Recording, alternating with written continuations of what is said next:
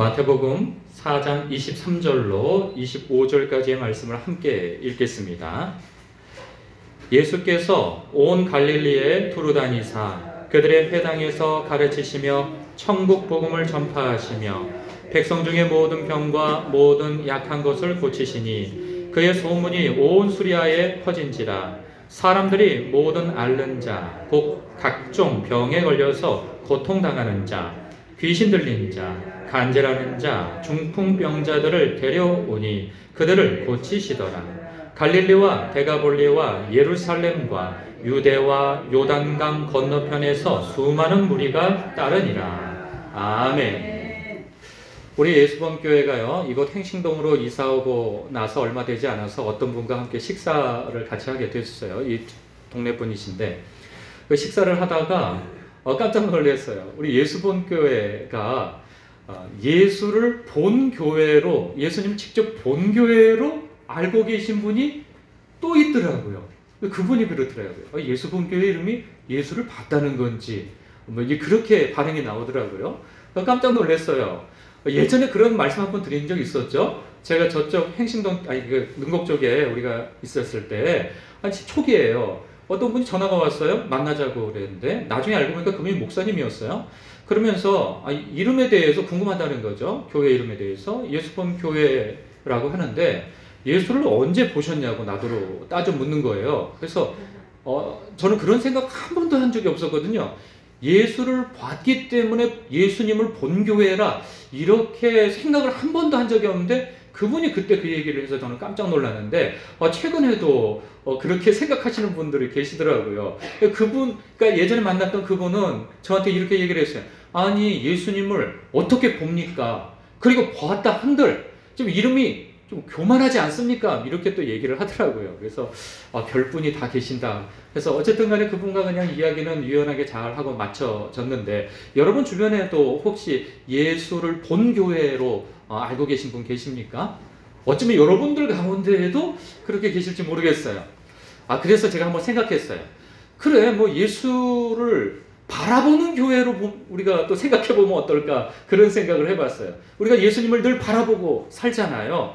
그러니까 예수님을 바라보는 교회, 그래 이런 의미로도 해석을 하면 좋겠다 하는 생각을 가져봤어요. 그런데 우리 예수 본 교회는요, 예수님을 본삼아 산다는 거죠. 예수님을 본으로 여기고 우리가 그분을 본받아 살아갈 뿐만 아니라 우리를 바라보는 세상 사람들에게도 예수의 본을 끼치며 선한 영향을 끼치는 그리스도의 향기로서 살자 하는 의미에서 예수 본 교회라 이름을 진 거죠. 제가 우리 예수 본 교회 처음 부임해 와서 이름을 대했을 때에도 너무 친근했고 저는 이 이름이 너무 좋았어요. 우리 예수 본 교회. 그래서 중간에 바꾸자고 하는 이야기도 좀 있었지만 저는 우리 예수 본 교회의 이름을 바꾸고 싶지가 않더라고요. 왜냐하면 성도의 정체성과 그리고 성도가 무엇을 바라보며 살아야, 누구를 바라보며 살아야 하며 우리의 인생의 목적이 예수님이라고 한다면 우리의 삶의 목표 또한 어떠한 목표를 두고 살아야 하겠는가가 분명하게 요약되어져 있는 이름이 아니겠어요? 그래서 우리가 예수 본 교회를 다니면서 내가 예수님을 본삼아 사는 하나님의 백성이고 그리고 내가 그분을 목적으로 사는 사람으로서 이렇게 살아야 되겠다 하는 마음을 늘 갖게 하기 위하여서라도 우리가 예수 본 교회 이 이름을 걸어놓는 이 이름값 하는 성도가 다 되기를 정말 바랍니다. 저는요, 그러니까 우리가 읽지는 않았어요. 그런데 우리가 읽기 이전의 본문에 어떤 한 사건이 있어요. 근데 그 사건 속에 예수님께서 이 어부를 제자로 삼는 장면이 나와요. 그러니까 베드로도 있고 요한도 있고 야고보도 있고 그 주변에서 이 어부로서 일을 하고 있었는데 예수님께서 그들을 부르실 때 뭐라고 말씀하셨냐 하면 이리 말씀하셨어요. 나를 따라오너라. 내가 너희를 사람을 낚는 어부로 삼겠다. 그리 말씀하셨어요. 여러분, 이 사람을 낚는 어부라는 게 뭐겠어요? 이 세상에 젖어 사는 그러한 사람들, 영원한 멸망의 길로 가는 그 사람들을 건져내어서 예수의 이름으로 건져내어서 하나님의 생명의 나라, 영생의 나라로 이끌어내어 영생을 얻게 하고 이 땅에서 하나님의 백성된 삶을 살게 하는 영적인 업으로서 살게 하시겠다는 거죠. 여러분, 이렇게 사람 낚는 업으로 제자들을 부르신 예수님은요, 그들을 데리고 다니시면서 실제적인 훈련을 가르쳐 주심을 봐요. 그게 23절에 요약되어져 있는 말씀이에요. 예수님께서 제자들을 부르실 때 내가 너희를 사람을 낚는 업으로 삼겠다라고 그리 말씀하셨을 때에는요, 우리들도 다 거기에 포함되어져 있는 거예요. 우리는 다 예수님 안에서 성도이고 예수님의 제자들 아니겠어요? 그래서 우리는 예수님을 바라보며 그분을 따라가야 할 사람이에요. 근데 성경을 보니까요, 마태복음을 보니까 예수님께서 제자들을 사람을 낚는 업으로 삼겠다 하시면서 그 장면이 오늘의 장면으로 딱 바뀌는 거예요. 오늘 말씀 나눈 그 장면으로 딱 바뀌는데, 이 말씀에서 23절에 보니까 예수님께서 그 제자들을 데리고 다니시면서 어떤 공생애 가운데 어떤 삶을 사셨는지, 그리고 어떤 본을 보이셨는지가 명확하게 딱 정리가 되어져 있어요. 제가 읽어드릴게요. 예수께서 온 갈릴리에 두루 다니사 그들의 회당에서 가르치시며 천국 복음을 전파하시며 백성 중에 모든 병과 모든 약한 것을 고치시니라, 이렇게 말씀하고 있어요. 우리는 이 말씀 속에서 예수님께서 공생의 기간 동안에 행하신 크게 세 가지 사역을 우리는 발견할 수가 있죠. 뭐죠? 가르치시고 전파하시고 그리고 치유하셨다는 거예요. 고치셨다는 거예요. 이것을 일컬어서 예수님의 3대 사역이라 이렇게 일컫습니다. 현대식으로 다시 표현하자면 교육과 선교와 치유 사역을 하셨다는 거예요.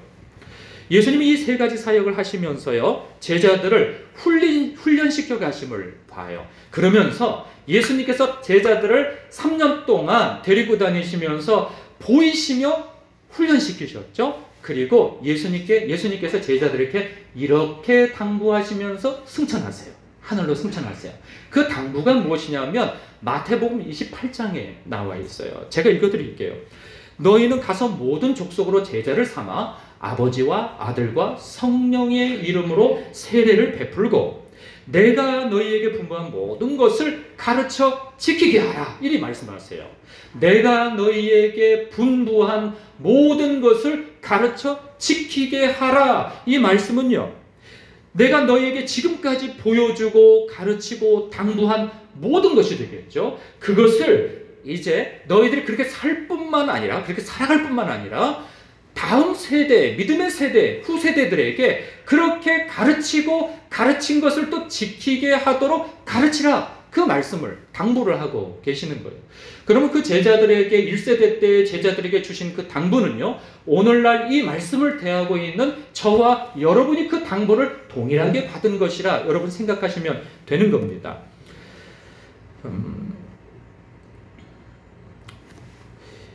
그것이 바로 이 3대 사역이에요.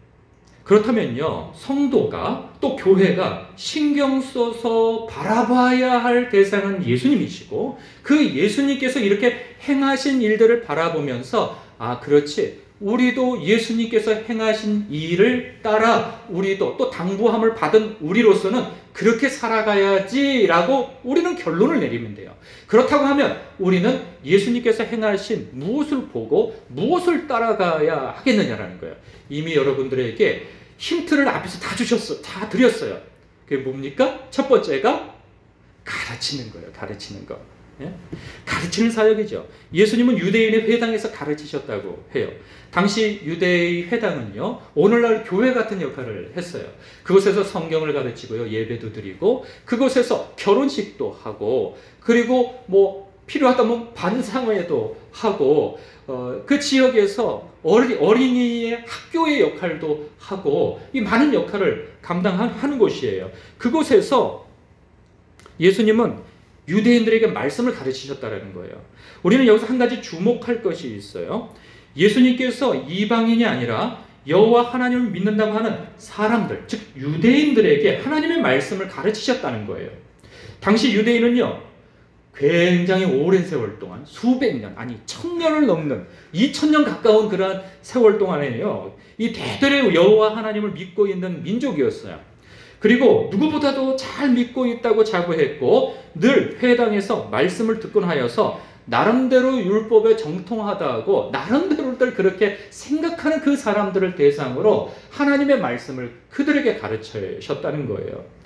그러나 그들이 가진 성경 지식이요 얼마나 왜곡되어 있었습니까? 그리고 또 그들의 신앙은 얼마나 이 종교화되어지고 전통에 사로잡혀 있었습니까?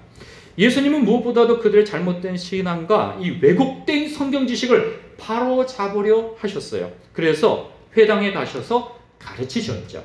여러분 요즘에 맥체인 성경 읽기표로 읽는 그 범위가 마태복음이시잖아요. 이 마태복음 5장 정도를 보시면 산상수훈이에요.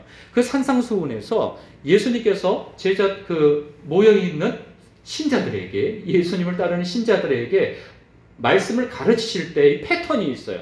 어떤 패턴인지 그 한 예를 말씀드리자면 옛사람에게 말한 바 살인하지 말라 누구든지 살인하면 심판을 받게 되리라 하였다는 것을 너희가 들었으나 나는 너희에게 이르노니 하면서 가르치세요. 이런 식의 가르침이 계속 되어집니다. 이전에 너희의 선조들이, 너희의 조상들이, 그리고 너희들의 선생님들이, 율법학자들이 너희들에게 말씀을 가르치고 전통을 가르치고 이런저런 것을 가르쳤다. 그리고 너희들은 그것을 배웠다. 그런데 나는 너희에게 이렇게 가르친다 라고 말씀하시는 패턴이에요. 그러면서 새로운 것을 가르치시는 것은 아니에요. 성경의 본질을, 율법의 본질을 가르치시는 거죠. 그러면서 너희는 내가 가르친 이대로 살아야 한다라고 그러한 패턴으로 바로잡고 가르치시고 하셨던 거예요. 유대인들이요 나름대로 자부심이 있었어요. 자신들은요 율법에 합당한 삶을 가르치고 배운다고 생각했어요. 그러나 전혀 그렇지가 않았던 것이죠. 하나님의 말씀이 아니라 사람의 생각을 가르쳤고 왜곡된 성경 지식을 가르쳤으며 그리고 사람의 전통을 가르쳤습니다.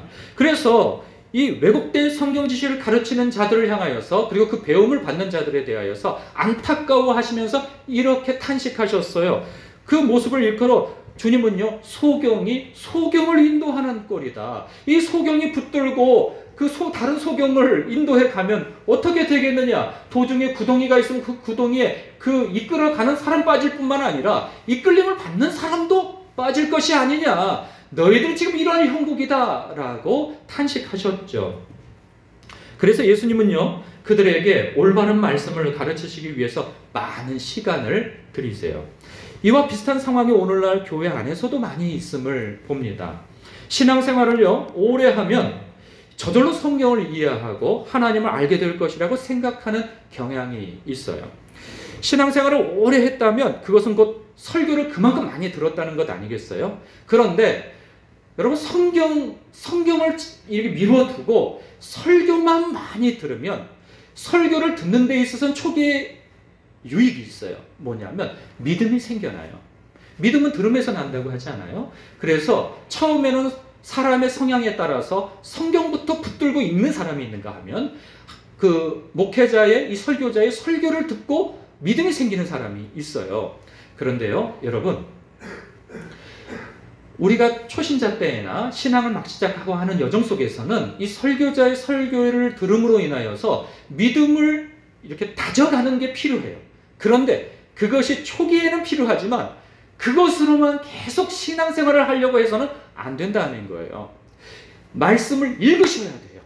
그리고 그 말씀을 곱씹어 묵상을 해보셔야 하는 거예요. 그래야 하나님께서 하나님이 이런 분이시구나 하는 것을 성경을 통해서 알 수 있는 거죠.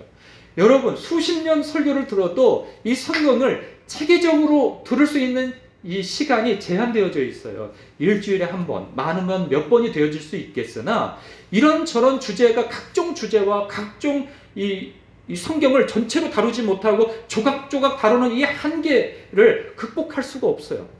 머리가 정말 천재적이고 영적인 그 은혜가 풍성한 사람이라고 한다면 그것만 들어도 막 머릿속에 조합이 되어져서 성경이 쫙 맞춰지고 깨어지고 이해되어지면 얼마나 좋겠으나 그런 사람은 10,000명에 1명 될까 말까 합니다.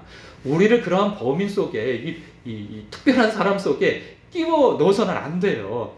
그래서 우리는 여러분 신앙생활을 오래 하였어도 말씀을 가까이 하지 아니하면 하나님을 모를 수 있어요. 예수 그리스도를 모를 수 있단 말이에요. 그런 분들을 우리는 종종 만나보게 되어져요. 우리 주변인들로 하여금 말이죠. 그럴 때 그 사람에게 생명이 느껴지지 않는 것들을 우리가 종종 경험하지 않습니까?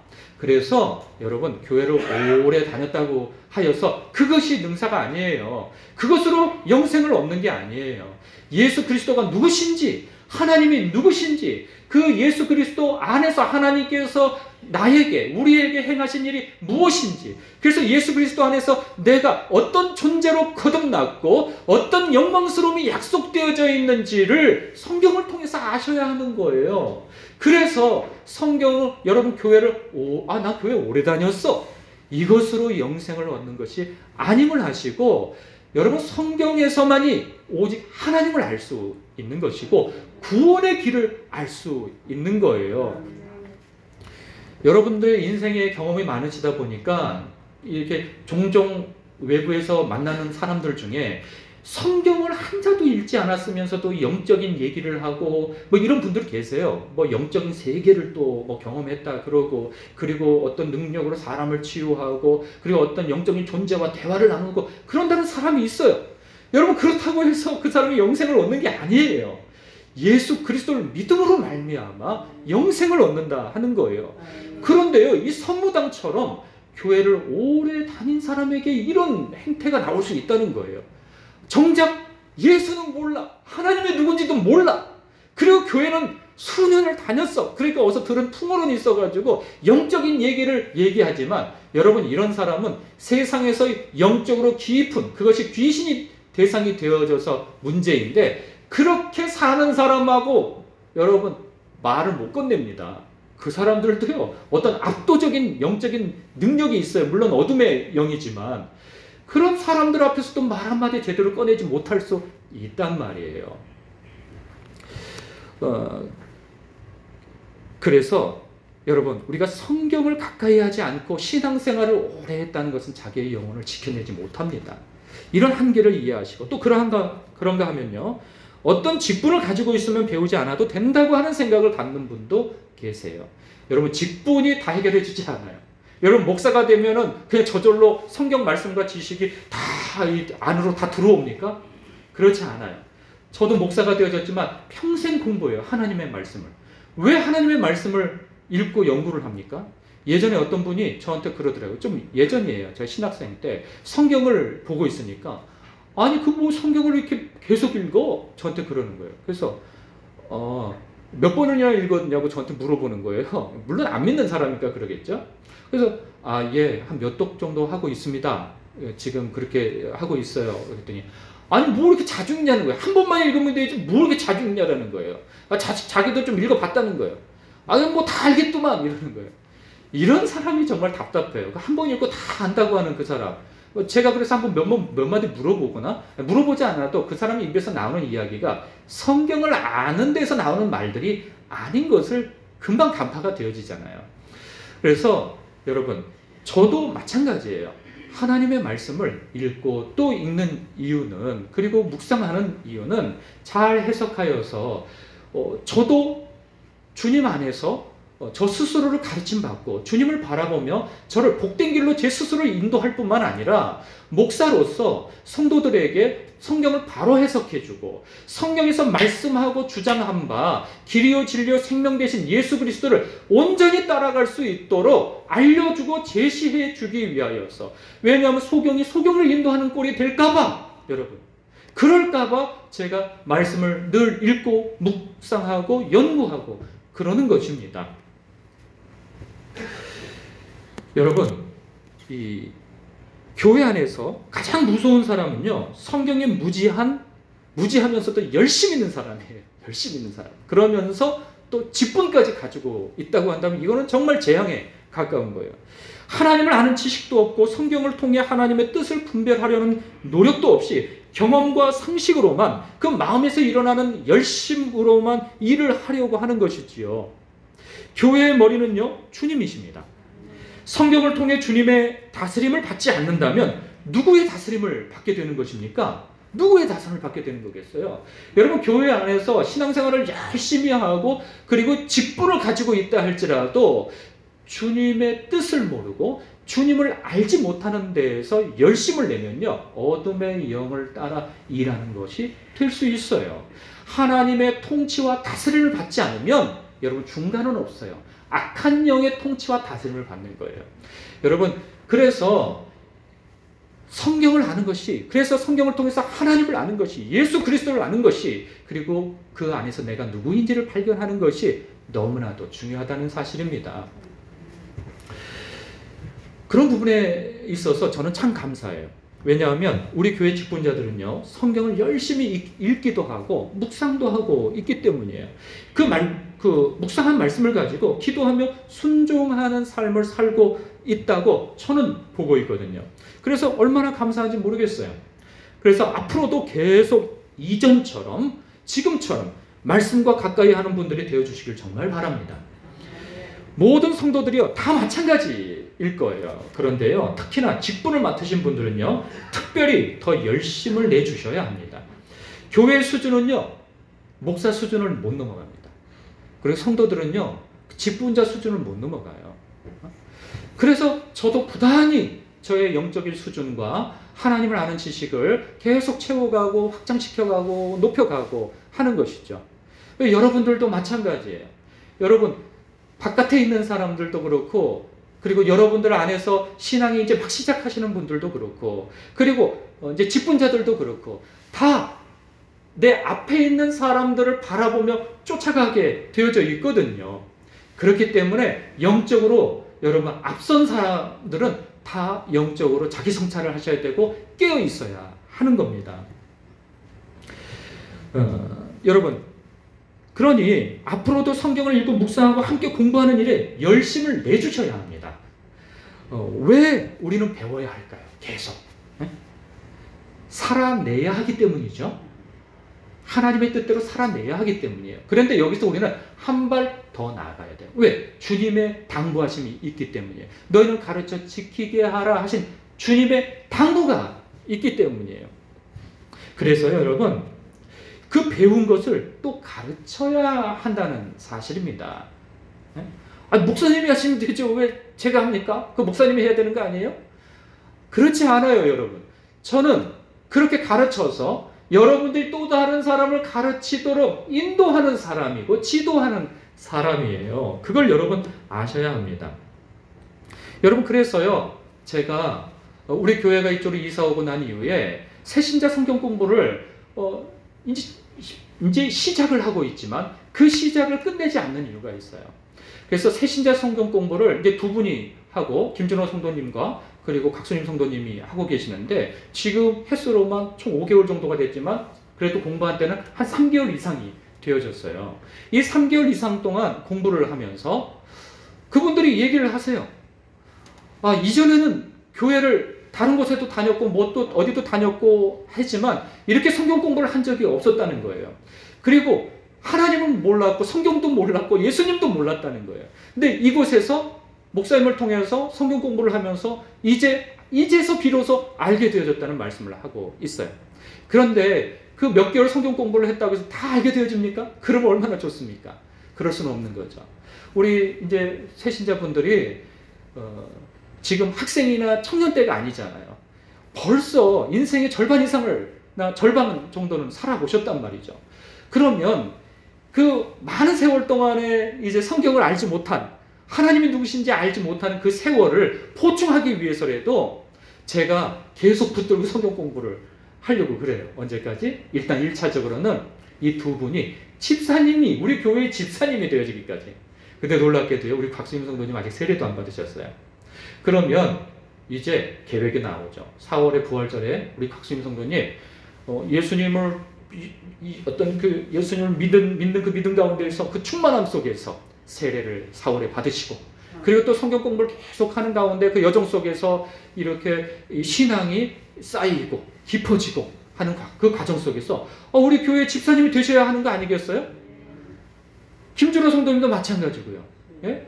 이러한 변화, 하나님 앞에서 이러한 변화들이 일어나고 이것을 목표하시길 정말 바랍니다. 여러분, 물론 쉬운 일은 아니에요. 직분을 받는다는 것은 하나님 앞에 어떤 책임을 받는 것이기 때문에, 사명을 받는 것이기 때문에 가벼운 일은 아니에요.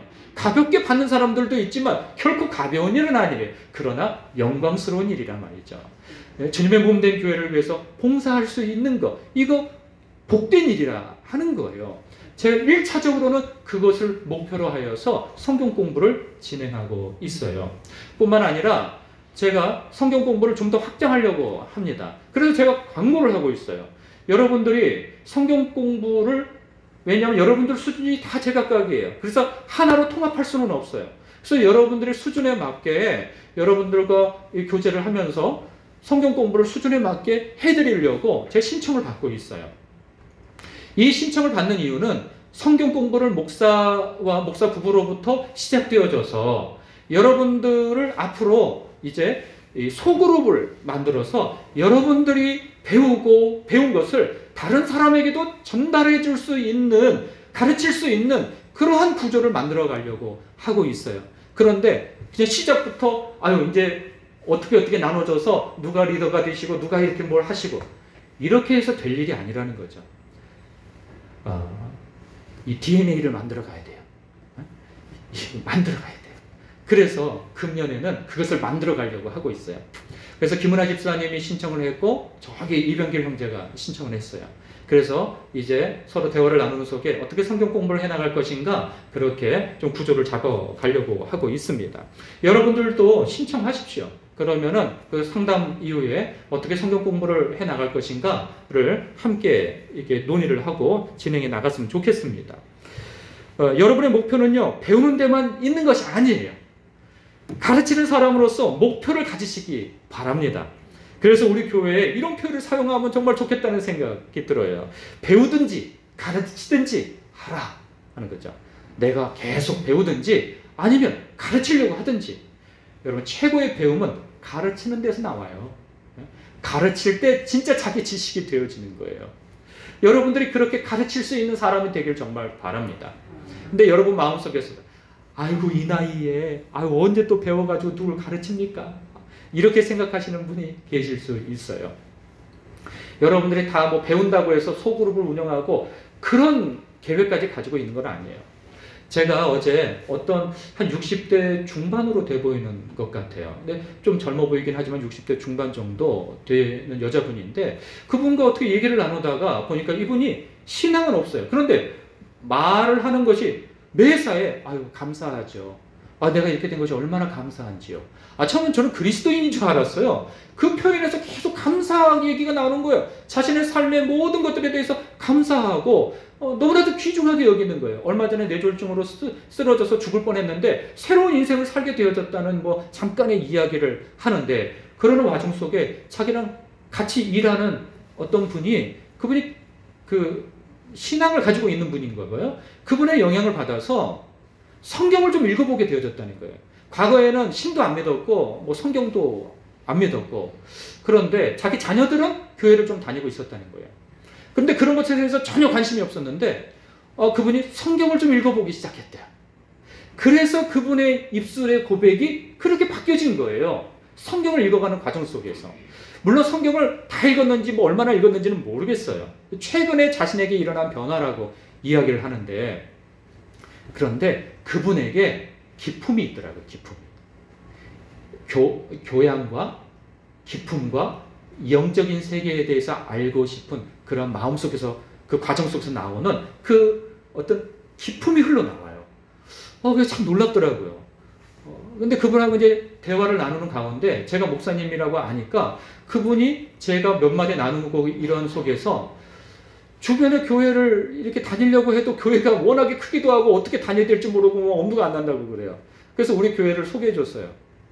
그래서 제가 한 설교까지도 이렇게 설교를 해줬는데 좀 멀더라고요. 우리 전도사님 사는 데에서 10분 정도 더 가는 곳에 사시는 것 같더라고요. 고양동에. 그래서 여기 행신 지역을 얘기해 줬지만 교회를 나오라고 할 수는 없고, 일단은 복음에 대한 잠깐 이야기와 그리고 제가 설교한 내용에 대해서 이런 이야기들을 하면서 했죠. 이런 걸 느꼈어요. 말씀을 잠깐 읽고 영향을 받은 데에서도 저렇게 영적인 기품이 흘러나오는구나. 이것이 사람으로 하여금 매력을 느끼게 하는 거예요. 그리고 그 사람에 대해서 알고 싶은 마음이 들고 말이죠. 그러면서 만약에 그분과 누군가 대화를 나눴다면 그분이 신앙을 가진 사람이라고 한다면 아마 그 신앙에 대해서 관심을 가지려고 하고 그가 다니는 교회를 다니고 싶은 마음이 들 거예요. 여러분, 우리가 바라볼 게는 세상 사람들은요, 성경을 몰라요. 여러분들이 성경이에요. 세상 사람들이 무슨 성경을 펼쳐서 읽겠어요. 그런데 여러분을 보고 예수님을 짐작하여 아는 거예요. 여러분들은 여러분들이 인정하나 인정하지 않든 상관없이 여러분들은 그리스도의 향기요, 작은 그리스도인이에요. 그리스도예요, 그리스도. 예수님으로 옷 입혀진 사람들, 하나님은 여러분을 그렇게 보신다는 거예요. 저와 여러분을. 세상 사람들도 마찬가지예요. 아유, 저는 믿음이 약해서요. 저는 교회 다닌 지 얼마 되지 않아서요. 여러분, 교회 다닌 지 얼마 안 되었어도 여러분, 교회를 오래 다녀야 구원받습니까? 교회를 오래 다녀야 하나님의 사람입니까? 아니에요. 예수님을 믿으면 바로 처음 교회를 나왔어도, 예수님의 이름을 그날 처음 들었어도 예수님을 믿으면 바로 그때부터 하나님의 자녀, 백성이 되어지는 거예요. 그리고 하나님의 사람이 되어지는 거예요. 본인이 인정하든 인정하지 않든 그렇게 신분 변화가 되어지고 사람들은 그 시각으로 여러분을 본다는 사실이에요. 그렇다고 할 때 여러분이 말이 곧 성경의 가치가 배어나오자는 말인 거예요. 여러분이 교회 다니는 줄 아는데 그 말에서 나오는 게 험악한 말과 남 험담하는 말과 이 센 말과 상스러운 말들, 남을 수근수근하고 흉보는 말들을 여러분 이웃들과 모인 자리에서 막 여러분이 앞장서서 해보십시오. 화들짝 놀랍니다. 그 앞에서는 아무런, 사람들은 그래도 교양이 있기 때문에 앞에서 말은 안 해요.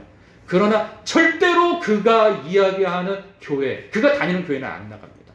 그리고 그가 전하는 예수님 관심 없습니다.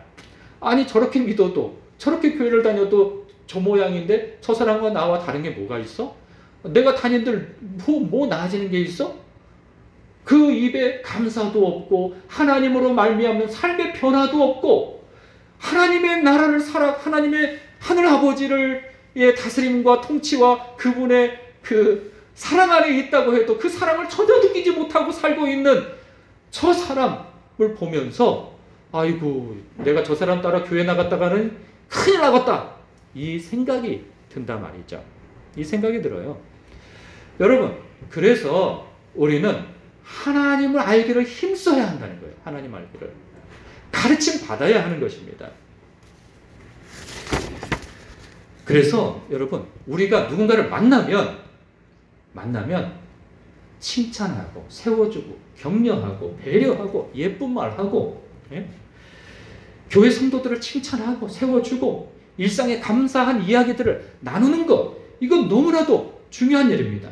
그러면서 예수님을 드러낼 수 있는 여러분이 정말 되기를 바랍니다. 그것은 하나님의 말씀을 가까이 하고 하는 사람에게 있어서 여러분, 내 삶에 배워진 것들을 다른 사람에게 가르쳐지기도 하는 것이고, 그리고 또 이렇게 실제로 가르칠 수 있는 사람이 되어지는 것이죠. 근데 그 모든 것들은 다 하나님의 말씀을 읽고 부단히 묵상하고 연구하고 하는 가운데 하나님을 아는 지식이 생겨나는 여정 속에서 그렇게 변화되어질 수 있다는 겁니다. 여러분, 제가 변화되어진다고 하는 그 이야기는요, 여러분의 수준이지 여러분의 신분을 얘기하는 것이 아님을 여러분 이해해 주시기를 바랍니다.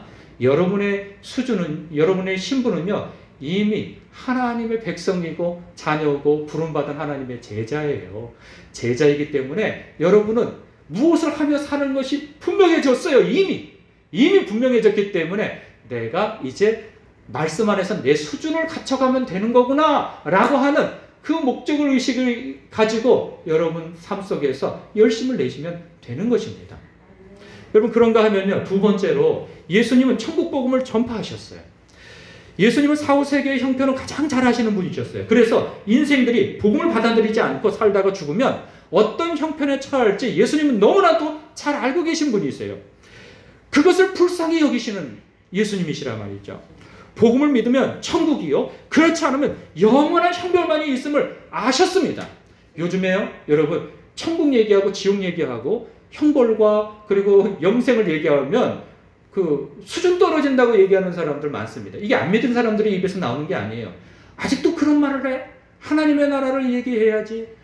우리가 죽어서 어떤 장소적으로 꼭 천국에 가는 그런 성경은 천국을 얘기하지 않았고 어떤 장소적인 개념을 얘기하지 않았고 그 지옥이라고 하는 부분도 그것은 다른 의미고 이런 헛소리들을 늘어내는 지식인들이 많아요. 신학자들도 많고 목회자들도 많고 여러분 그렇지 않습니다. 그러니까 맨날 책들이요. 천국은 있네 지옥은 있네. 여러분 서점에 기독교 서점에 가면 놀랍게도요.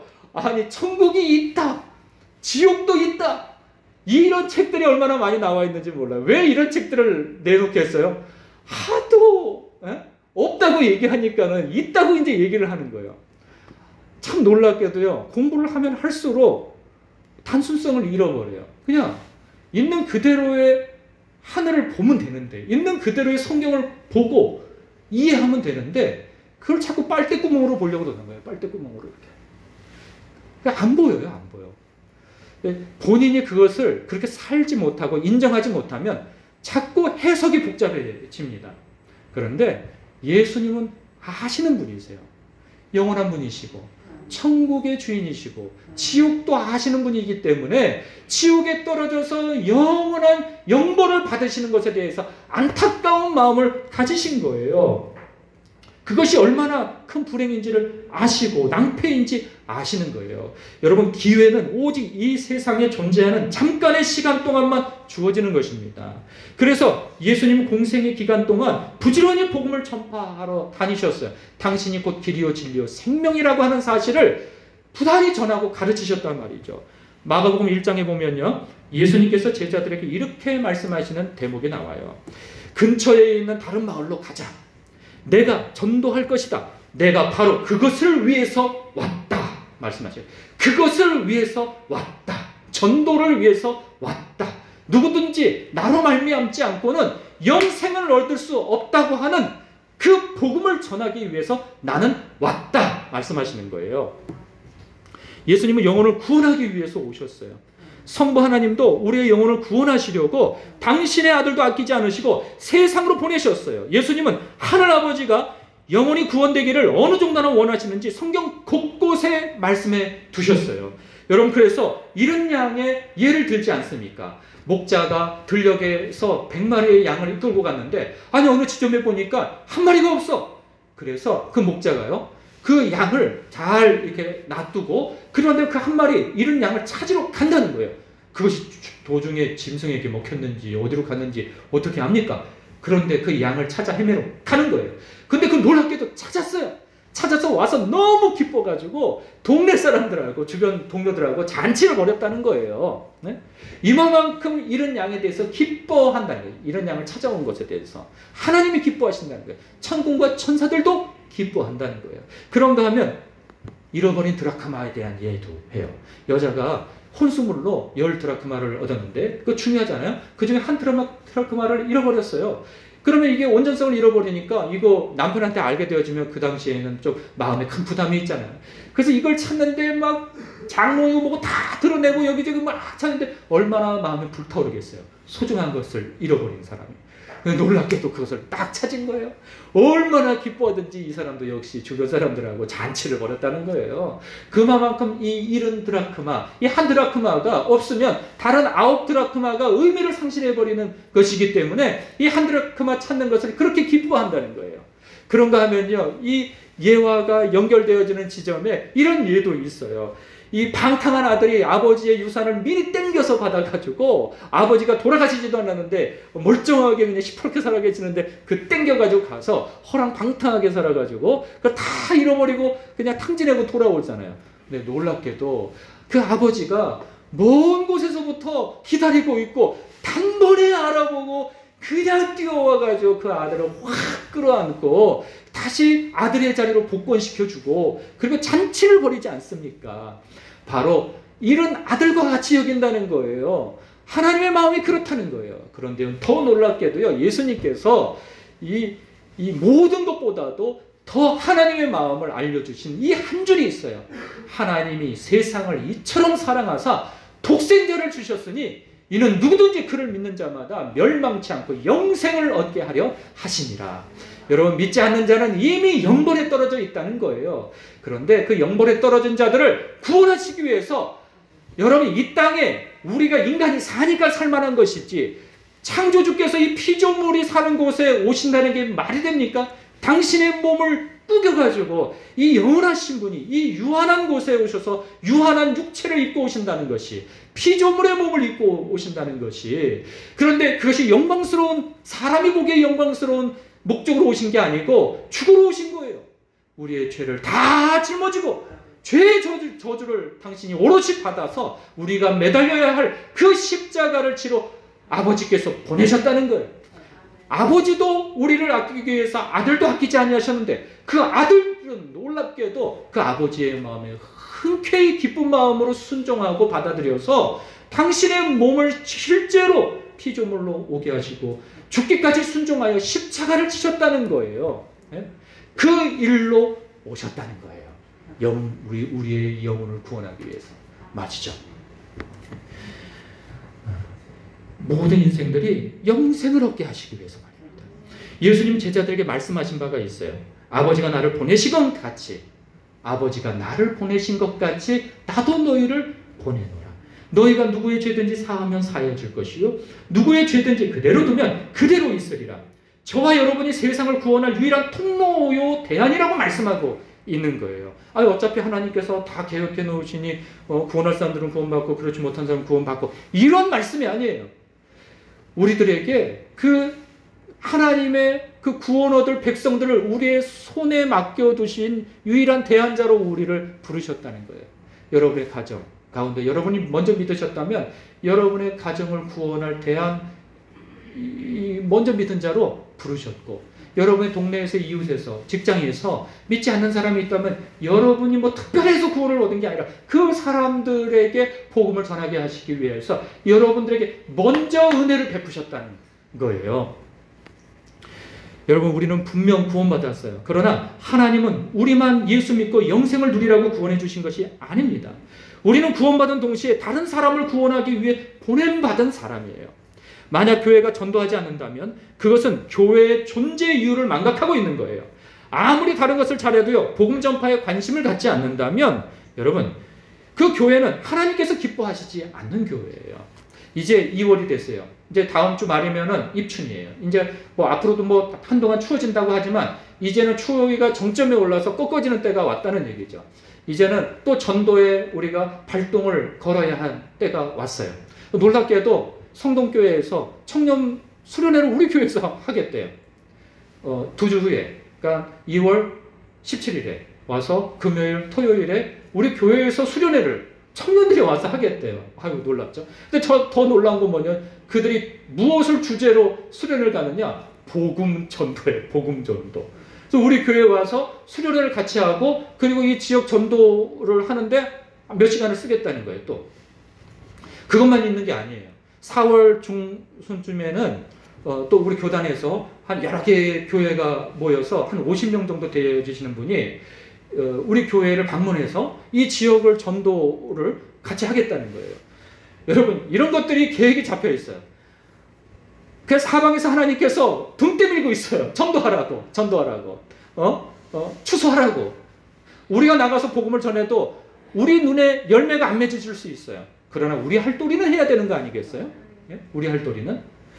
그래서 이번 주부터 이제 시운전을 또 걸으려고 하고 있습니다. 이제 또 전도지를 만들고 나가서 사람들을 또 만나고 이웃들과 소통하고, 그리고 전도지 나눠서 또 복음을 전할 기회를 갖고 말이죠. 여러분, 마음을 같이 하셔야 됩니다. 여러분 맨날 우리 교회는 이게 사람이 없고 늘 사람이 이렇게 그 자리고, 여러분 그런 말씀을 하실 때가 아니고, 우리가 가서 복음을 전도하고 하는 가운데에서 여러분들이 그런 삶을 살아보십시오. 그러면 사람이 없다고 여러분 둘러보면서 낙심할 겨를이 없어요. 예? 주님의 마음을 담게 되어지는 것이죠. 그 과정 속에서. 여러분, 생명을 그거 있잖아요. 생명의 소중함은 자신이 생명을 낳아볼 때, 자식을 낳아볼 때 그 소중함을 알게 되어지고요. 부모의 마음은 자식을 길러볼 때 알게 되어져요. 정말 그런 것 같아요. 제가 우리 아이들 남자아이들을 기르지만 우리 어머니 적지 않게 고생하셨겠다. 인제서 더 마음이 들어요. 이전에는 자식 없을 때에는 그런 마음이 안 들어요. 근데 요즘에 우리 어머니가 정말 쉽지 않았겠다. 예? 아버지가 우리 기르는데 뭐 이렇게 관여하신 것도 아니고 어머니가 우리를 다 길렀는데 거의 말도 잘 안 듣지, 말도 꼬박꼬박 하지. 그렇잖아요. 그러니까 어머니의 마음은 자식을 키워볼 때 알고, 영혼의 소중함은 자기가 전도를 해봐야 알고, 영혼이 정말 한 사람이 세워지는 게 얼마나 어려운가는 본인이 그 사람을 위해서 중보하고 그 사람이 예수님을 믿기까지 교회에 나와서도 끝난 게 아니고 주님 앞에 바로 세워질 때까지 주님께서 당부하신 바, 그것을 당부하신 것을 그에게 전해서 그가 나처럼 살아가도록 인도하는 그 여정 동안 그 한 사람을 바라보며 길러내는 것. 여러분, 이게 어려운 일입니다. 주변에 큰 교회가 많으니까 막 거저거저 커지고 사람들이 몰려와서 커진 게 아니에요. 그렇게 한 사람 한 사람 한 땀 한 땀 그렇게 훈련하고 길러내는 여정이 있어야 하는 것이죠. 그 여정 가운데 우리가 놓여 있는 거예요. 여러분, 누구도 그 가운데 예외가 없어요. 열외가 없습니다. 여러분이 놓여 있는 그 자리와 위치와 그러한 모든 환경 가운데 주님께서는 사람을 낚는 업으로 여러분을 부르셨고, 성경을 통해서 여러분들에게 계속 말씀하시고, 그리고 저 또한 그 주님의 본을 따라서 그렇게 영혼을 구원하는 사람으로서 살아가야 하는 그 사명을 안고 살아가는 것이죠. 여러분, 이러한 일들이 우리에게 계속되어야 할 것입니다. 잠깐 반짝할 것이 아니고 우리가 이렇게 계속되어져야 할 거예요. 여러분, 그런가 하면요, 하나 더, 치유사역이에요. 세 번째가 치유사역이죠. 모든 병든 것과 약한 것을 고치신 분이셨어요. 복음서를 보면요, 예수님의 공생의 활동 중에 대부분이 치유사역을 하셨던 것을 봐요. 예수님은 우리의 질병을 고쳐주시고 우리의 고통도 제해주시며 귀신도 쫓아주셨다는 이 말씀을 인하여 저는 얼마나 감사한지 몰라요. 왜? 우리에게도 그런 은혜와 능력을 주셨잖아요. 여러분, 이 시간에 우리 안에 있는 모든 악한 영들, 음란과 그리고 이 나쁜 말을 쏟아내게 하고, 그리고 그런 술 취함과 팡탕함과 주님 바라보지 못하게 하는 그러한 우리의 마음을 어수선하게 하여서 어둠의 영이 휩싸여서 주님 바라보지 못하게 하는 이 악한 영들이 다 예수 이름으로 떠나가기를 바랍니다. 뿐만 아니라 우리 가운데 연약함과 그리고 이 육체의 질병으로 인해서 고통당하고 어려움을 당하는 성도들이 있습니다. 이런 분들이 예수 그리스도의 이름으로 병나음의 역사가 일어나기를 정말 축복합니다. 네. 예수님의 이 병을 고쳐주셨음에도 불구하고요, 이 통해서 우리는 다음과 같은 사실을 알게 돼요. 예수님은요, 인생들을 불쌍히 여기셨다는 거예요. 불쌍히 여기셨다는 거예요. 주님은 인간의 궁극적인 불행인 영혼 구원의 문제를 해결해 주실 뿐만 아니라 이 땅 가운데 사는 동안에 이 당하는 불행한 일에 대해서도 그러한 것들을 해결해 주시기를 기뻐하신다는 거예요. 주님은요, 제자들에게 이렇게 병 고치며 복음을 전하는 것을 보여주셨어요. 그것은 제자들 또한 예수님처럼 병든 자와 모든 약한 것에 처한 사람들을 불쌍히 여기고 도와주라는 뜻에서 보여주신 것입니다. 예수님요, 훗날 제자들에게 이렇게 말씀하셨어요. 마가복음 16장 거기에 마지막 절에 보면요, 너희는 온 천하에 다니며 만민에게 복음을 전파하라. 믿고 세례를 받는 사람은 구원을 얻을 것이요 믿지 않는 사람은 정죄를 받으리라. 그 다음 말이 중요해요. 말씀이 믿는 자들에게는 이런 표적이 따르리니 곧 그들이 내 이름으로 귀신을 쫓아내며 새 방언을 말하며 병든 사람에게 손을 얹어 기도한 즉 나음을 얻으리라. 아멘입니다. 여러분, 목사라고 얘기했나요? 목사에게는 이런 표적이 따르리니 이렇게 말씀하셨나요? 권사님에게는 이런 표적이 따르리니 그리 말씀하셨나요? 기도원 원장님에게 이런 표적이 따르리니 그리 말씀하셨나요? 아니, 믿는 자들에게 여러분들이 예수님을 믿지 않습니까? 여러분, 그렇기 때문에 여러분들이 기도하면, 예수의 이름으로 기도하고 대적하면 악한 마귀가 여러분의 삶뿐만 아니라 여러분의 주변에서 떠나가는 역사가 일어나는 거예요. 내가 그 믿음이 없으니 대적하지 않고 그렇게 살아가려지 못하게 되어지는 것이죠. 대적을 하면 떠나갑니다. 부단하게 대적을 하셔야 돼요. 매여있는 사람은. 그리고 다른 사람에 대해서도 그렇게 기도해 주셔야 하는 겁니다. 그리고 질병에 걸려 있다면 주님 앞에 기도하셔야 돼요. 내 병뿐만 아니라 다른 사람의 연약함과 아픔에 대해서도 기도하셔야 됩니다. 믿음을 가지고. 여기서 근데 한 가지 주의할 점은 있어요. 그럼 예수님, 하나님은 기도로서만 다 해결하시느냐? 그렇지 않다는 것도 아셔야 돼요. 하나님께서는요, 일반 은총, 특별한 은총 외에 일반 은총으로도 살아가게 하셨어요. 그래서 의사가 있게 하시고, 약을 연구해서 제조하게 하시고, 그래서 그러한 것을 통해서도 치료받게 하셨단 말이에요. 사회보장제도를 통하여서 복지 혜택도 받게 하시고, 그러셨어요. 그렇게 우리가 기도해야 하겠으나, 기도만으로만 된다고 또 고집할 건 아니에요. 그렇게 약도 먹고 치료도 받고 하는 과정 속에서 여러분, 그러나 주님께서 고쳐주시기를 바라며 약도 먹고 치료도 받고 그리고 기도하는 가운데 나음도 있고 그러셔야죠. 여러분, 우리가 어쩔 수 없는 일들도 있지만 주님께서 허락하셔서 허락하시는 것이 아니라고 한다면 우리가 주님 앞에 기도하여 나음을 얻는 일도 있어야 하는 것입니다. 이러한 일들이 여러분들에게 있기를 정말 바랍니다. 여기에서 핵심은 무엇이냐? 어떠한 신비한 능력만을 얘기하는 것이 아니에요. 치유사역이. 그것은요, 그게 아니고 약한 사람과 병든 사람을 긍휼히 여기는 예수님의 마음을 먼저 품어야 한다는 거예요.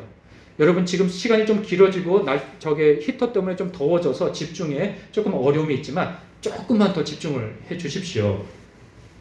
여러분, 예수님의 그 선한 마음을 품는 것이 너무 중요합니다. 긍휼한 마음.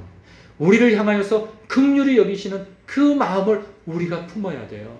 그래서 우리 주변에 보면 연약하고 약하고 아프고 병들고 귀신 들리고 정신적으로 어려움을 갖는 그런 분들이 있습니다. 우리가 찾아가는 사람이 돼요. 아유, 교회가 그걸 여러분이 교회예요. 여러분이 교회. 여러분이 하지 않으면 교회가 하는 게 이게 교회와 개인을, 성도를 이게 구별하려고 하는 생각을 종종 갖는 때가 있는데 그렇지 않아요. 여러분들이 여러분 주변을 돌아보실 수 있어야 하는 것입니다. 먼저는요, 여러분, 이 치유사역이라는 게 뭡니까? 이롭게 하는 거예요.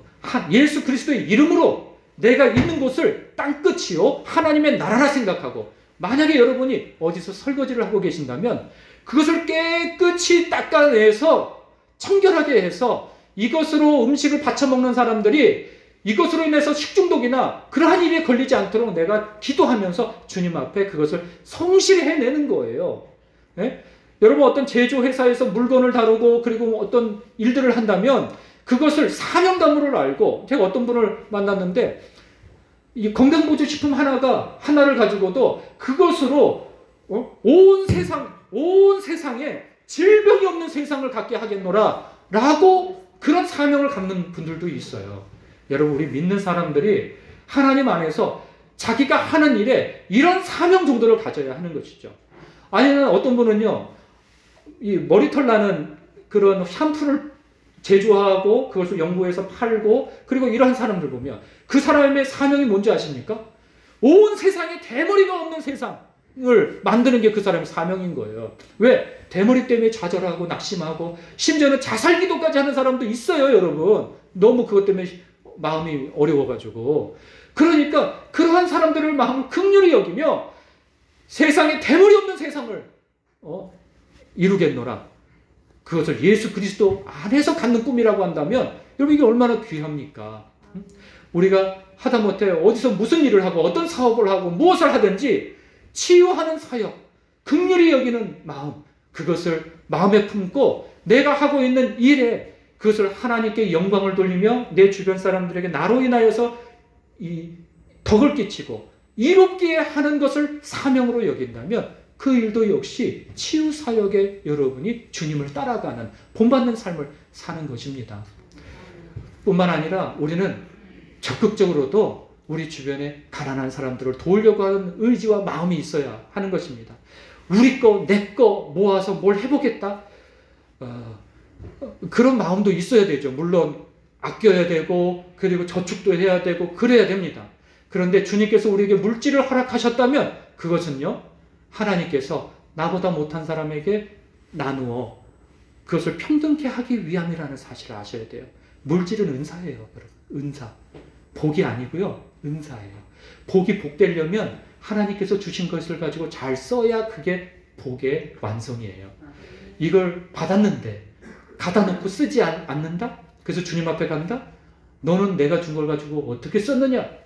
결산할 때 저를 위해서 썼는데요? 제 가족을 위해서 썼는데요? 내가 그러라고 너 줬느냐?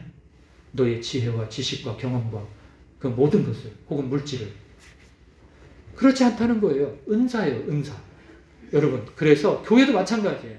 교회도 무엇인가 우리가 쓰고 남는 여분이 있다면 나누는 것을 자꾸 고민해야 돼요. 고민해야 돼요. 그렇지 않고 갖다 두려고 하면 우리는 작은 것에서부터 욕심이 생겨나게 되어져요. 이것은 크게 불어나서 나중에 우리 교인이 만약에 많아져서 뭐 수천만 원, 뭐 수억이 있으면 이거 모아서 자꾸 땅을 사서 넓혀야지, 뭘 해서 넓혀야지. 여러분 한국교회가 이것 때문에 망했어요. 망해가고 있어요. 사람을 키우지 않고 주변을 돌아보지 않고 교회만 크게 해서 어떻게 하면 사람들을 쾌적한 장소에 모이게 해가지고 사람들을 많이 끌어모아가지고 교회를 크게 할까? 물론 이런 마음만 있지는 않을 거예요. 그 마음에 순수한 의도도 있을 거예요. 근데 바깥에 있는 사람들은 그걸 그렇게 보지 않아요. 사람들은 다 굶어 죽어가고 헐벗고 어려워서 죽겠는데 교회는 의리의리하고 그 안에 들어가 보니 가난한 사람은 주눅이 들어서 들어가지를 못해요. 다 교양 있고 잘 배우고 어느 정도 사회적 위치가 있고 지위가 있는 사람들끼리 모여가지고 신앙생활을 하고 말이죠. 남루하고 좀 그런 사람들은 애초에 나가라는 소리가 없어도 그 사이에 들어가지를 못해요. 여러분 이것은요 큰 교회에서만 문제가 아니라 그것은 작은 교회였을 때부터 어떤 마음과 태도를 가지고 교회가 운영되어지며 우리가 신앙생활을 하느냐에서 그 끝도 그렇게 나오는 것인 거죠. 바라옵교회는 여러분 그런 얘기들도 나와요. 교회가 지금은 뭐 복지가 잘 되어 있어서 뭐 그런 일들이 더 축소되어지지만 사각지대가 있어요.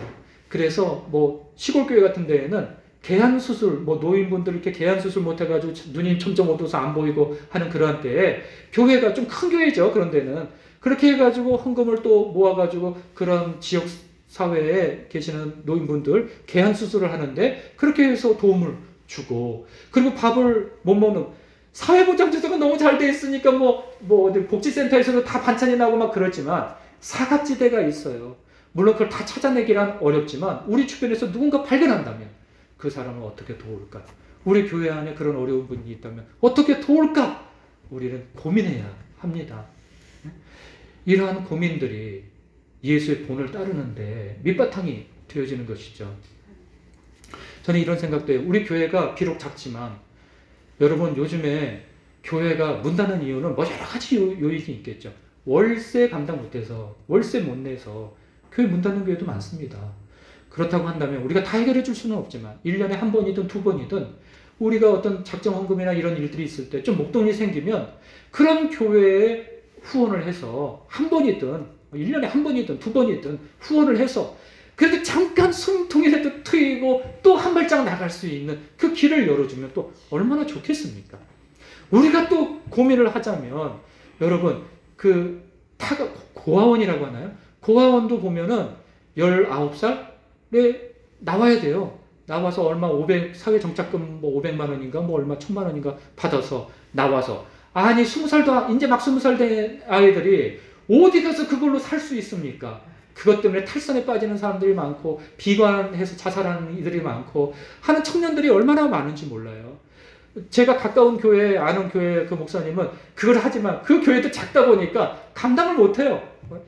그래서 마음속에는 어떻게 하면은 조금이라도 도움을 줄 수 있을까 그런 고민을 하지만 사실 우리 교회 형편도 제 코가 석자니까 감당을 못하지만 여러분 이러한 문제를 놓고도 우리가 기도하셔야 하는 거죠. 우리가 누군가에게 크게 도움을 못 되더라도 잠깐 우리가 누군가에게 이런 거 있잖아요.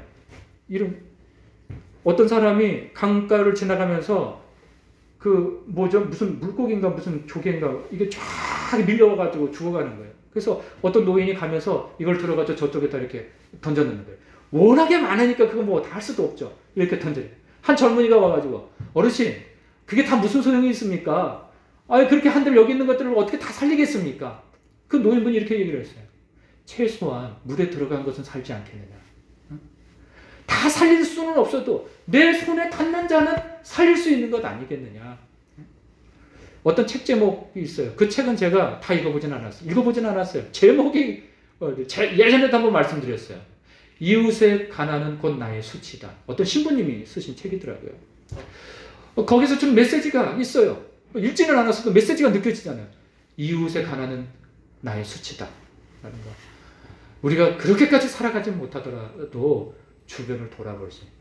맨날 주님 앞에 주님 하고 나 아픈 거, 나 좀 어려운 거 이것만 주님 앞에서 늘 얘기하면 이거 벗어나지 못해요. 우리가 주변을 돌아보면 그 사람들 신경 쓰고 기도해주고 뭘 도울 일이 없을까 하다 보면 내 문제는 저절로 해결되어지는 원리를 주님께서 우리에게 주셨단 말이죠. 예수 본 교회, 그리스도를 본받는 교회, 여러분 이 본을 보여주시는 우리 그리스도인이 되기를 정말 주님의 이름으로 축복합니다. 그래서 부지런히 성경을 배우시고 천국 복음에 사로잡혀 사시고 예수님의 긍휼의 마음을 덧입으십시오. 그래서 하나님의 말씀을 가르치는 사람이 되십시오. 천국 복음을 전파하는 성도가 되시고 약한 이웃과 교우들에게 도움을 주시는 주님의 손이 되어주십시오. 그렇게 그리스도를 본받아 살아가는 예수본 교회 성도들이 다 되어주시길 주님의 이름으로 축복합니다. 여러분 기도하겠습니다.